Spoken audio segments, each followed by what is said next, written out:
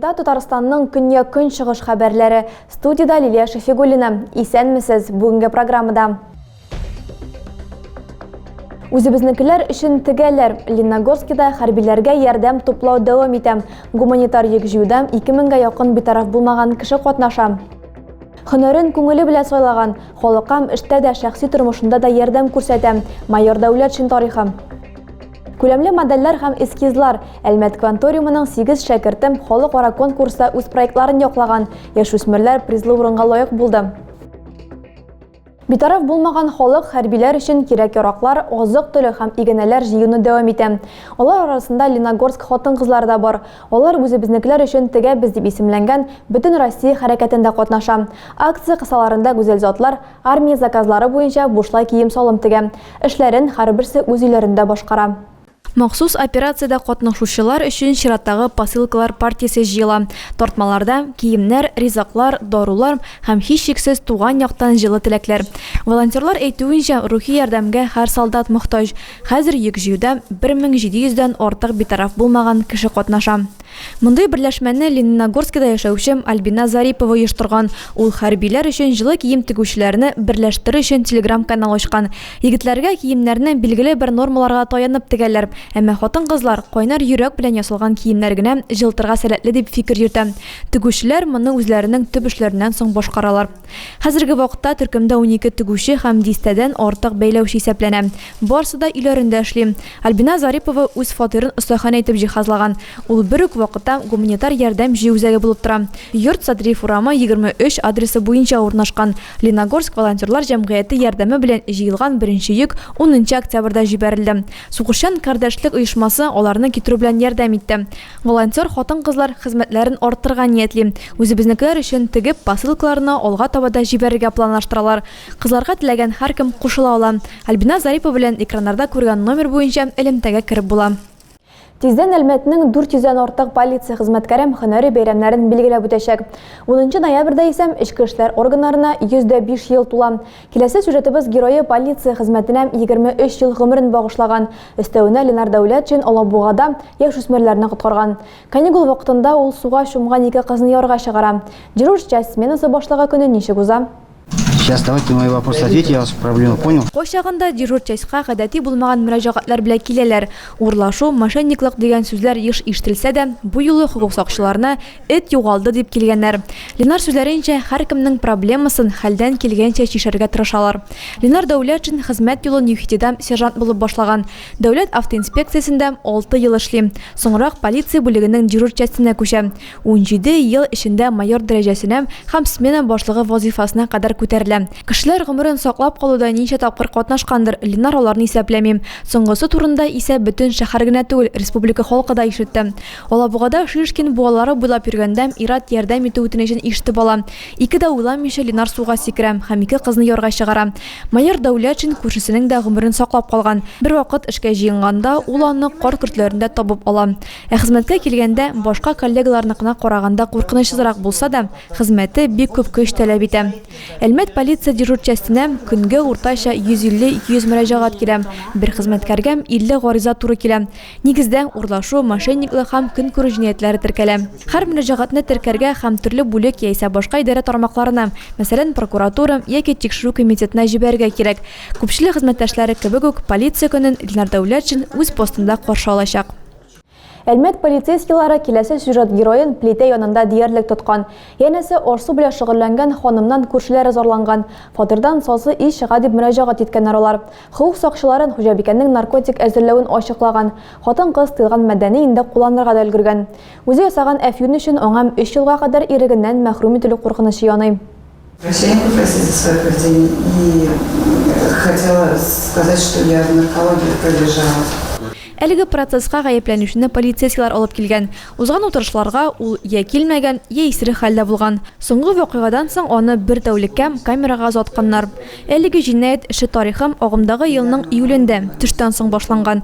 Шул чакта уңган хуҗабикә аш суда үз көчләрен сынап карарга була. Ләкин сый нигъмәтләр пешерер урынам ул кулдан ясалган наркотик афин кайната. Уяу күршеләр сәер исне сизеп полиция чакырта. Хуҗабикә кулланганнан соң калган мәдәни экспертизага җибәрәләр. Эш материалларында наркотикның күләме 0,155 грамм булуы күрсәтелгән. Гаепләнүче исә 2013 елда кырын юлга баса. Нәкъ менә шул чорда ул беренче тапкыр шундый ук җинаять өчен судка тартыла. Гаепләнүченең гаебе испатлансам, хатын-кыз күп дигәндә соңгы 3 елын төрмәдә үткәрәчәк. Хөкем ителүче исә тулысынча үз гаебен таный. Эшне аерым тәртиптә карадылар. Димәк, хөкем ителүче иң катгый җәзага тартылмаячак. Әмма аклана да алмаячак. Якланучы судтан йомшаграк җәза сорады. Күршеләр моңа кадәр гаепләнүчедән сорламаган. Ул кечкенә авырлык категориясенә кергән җинаять кылган. Шулай ук утырышта хатын-кызның наркотикларга бәйлелектән дәвалау курсы узуы билгеле булды. Суд барлык шартларын һәм якларның дәлилләрен исәпкә алып хөкем чыгарды. Хатын-кызга шартлы рәвештә 6 айга иректән мәхрүм итү рәвешендә җәза бирелде. 1 еллык сынау вакыты да билгеләнде. Якларны хөкем карарына шикаят бирү өчен вакытлары бар. Зей политехника көллиятендә уку йортының беренче җитәкчесе хөрмәтенә экспозиция ачылды. Валерий Бертман урта һөнәри техник училищесы директоры вазифаларын 1979 елда үти башлый. Ул корпуслар һәм өстәханәләр, гаражлар һәм полигоннардан торган бина торгызырга була. Тырышлыгы аңа бу изге ниятне чынга ашырга ярдәм итә. Тулырак киләсе материалда. Торжественное наше мероприятие, посвященное открытию музейной экспозиции Бертман Валерию Григорьевичу, считается открытым. Зей политехник колледжі музейында оқу йортының бірінші директоры Валерия Бертман истәлігіне экспозиция ашылды. 7 ноябрьдә аңа 83 яшь тулган булыр иде. Валерий Григорьевичны искә алырга бергә эшләгән хезмәттәшләре, укучылары, якыннары җыелды. 1979 елда Валерия Бертман тырышлыгы белән 32 номерлы урта һөнәри техник училищесы төзелә. Аны уку йортының директоры итеп билгелиләр. Училище тирәсендә махсус өстәханәләр булдырыла. Студентлар өчен янәшәдә генә тулай торак торгызыла. Тырыш максатчан гадилеге белән Валерий Григорьевич ике улы һәм оныклары өчен дә үрнәк әти һәм бабай булып күңелләрдә саклана. Уку йорты музейында Валерий Бертманның шәхси әйберләре, фотосурәтләр тулы альбомнар урын алган. Биредә аның башланган эшләрен лаеклы дәвам иттерү, алга куйган план максатларын тормышка ашыру юнәлешендә эшлиләр. Адилә Борханова, Дин Сипатов, Көньяк Чыгыш хәбәрләре.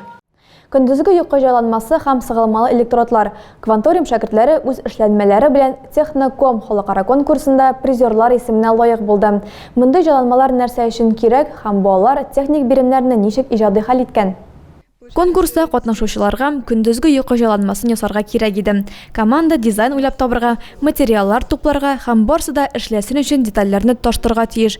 Беренче этапта Диләрә Җаббарова эшләнмә, инструкция һәм тартманы проектлаган. Ясы эскизны күләмлегә үрелдерү белән команданың икенче әгъзасы Камил Галләмов шөгыльләнгән. Аның үрнәкләре буенча Виктория Ломовцева һәм Аделина Әхмәтҗанова Кванториумның стиль лабораториясендә бер атна чамасы капюшон теккәннәр.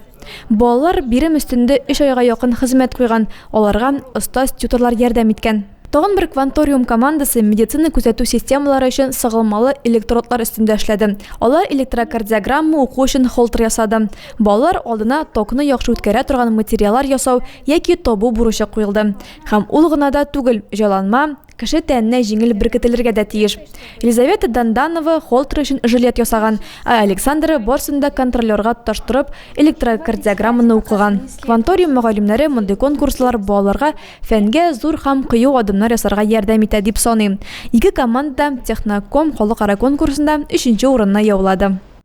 Тизлеккә автомат җыю һәм машина йөртүчеләр өчен имтихан.